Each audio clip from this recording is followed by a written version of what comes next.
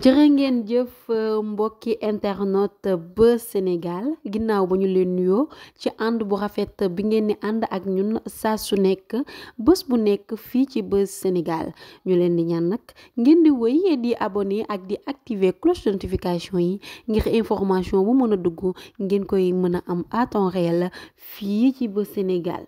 li gën a fës ci xibaaru tey ñu koy doore ci ki nga xamante ni moo di Cheikh Amar le célèbre homme d'affaires moom la ñu cambriolé ca biir këram ginnaaw ba ñu ko ciblé ndax bien yi mu yor waaye bu ñu sukkandikoo ci Dakar Post li nga xam ni moom la ñu jël foofee ba tey kenn xamu ko waaye moom moomee di Cheikh Amar nee na day porter plainte maanaam day traîner affaire boobu noonu en justice.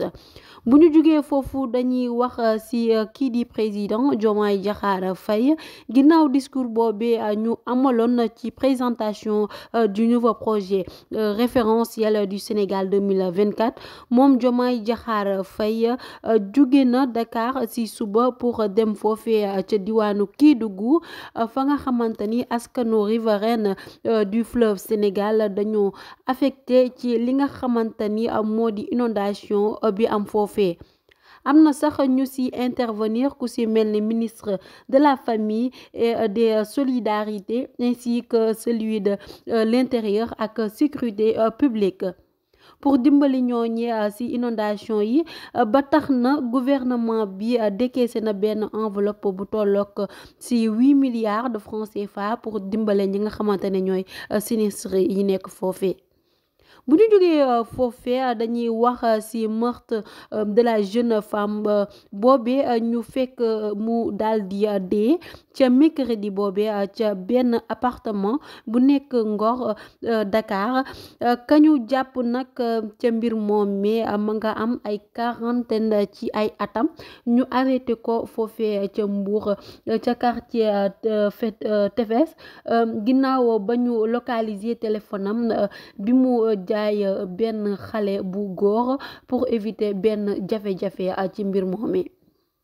bu ñu jugee foofee dañuy wax ci kii di Amadou Ba ginnaaw discours am boobee nee na nag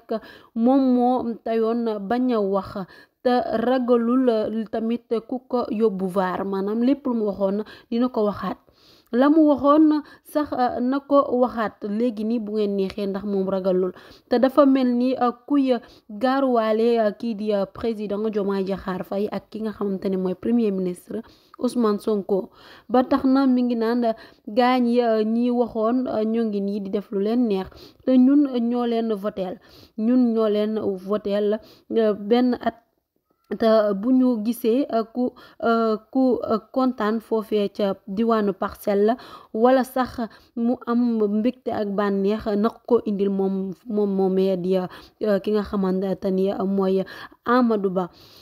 ba tax na nee na waxam du ci bari ndax Sénégalais yi dañoo dëgër bopp waaye weddi gis bokk ci moom loolu la xam ne nee na du ngeen gis dara kii di Ousmane Sonko ak Diomaye ñoom moom mi ngi toog di xaar ndax askanu Sénégal gisu ci kenn koo xam ne kontaan na du ñoom ñoo ko voteel nañu assumer seeni responsabilité ci noonu lii nag lañ leen indiloon ci information Buzz Sénégal ñu leen di ñaan nag